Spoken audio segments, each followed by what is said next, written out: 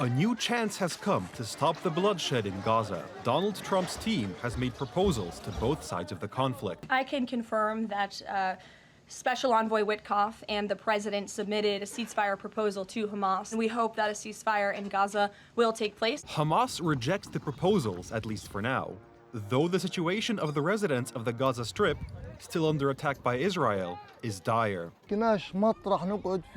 We have nowhere else to stay. My whole family, 8 people, has only this tent. We have nothing to eat, not even flour. We haven't eaten anything today. The situation is also tense on the West Bank, ruled by the Palestinian Fatah. Clashes occur there regularly, and the Israeli government has just decided to build new settlements. This is a clear message to Macron and his colleagues. They recognize the Palestinian state on paper, while we will build the Jewish state of Israel here on this land. Positive news is coming from Syria, which was visited by the U.S. President's special envoy. When President Trump on May 13th made a bold decision, he would use the bondage of 50 years in an instant.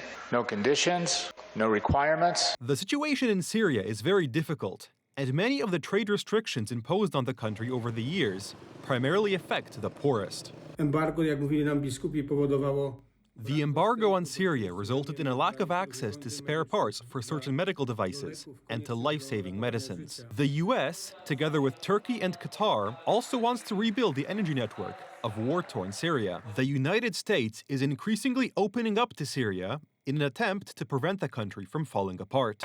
So Syria has been under sanctions for decades of various sorts, but the most recent round of sanctions that the United States put on happened during the Arab Spring uprisings after Bashar al-Assad began brutalizing his own people in response to their uprising against his regime.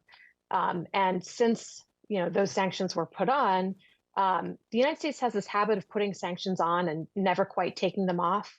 For the first time since 2012, the American flag is flying in the Syrian capital, Damascus.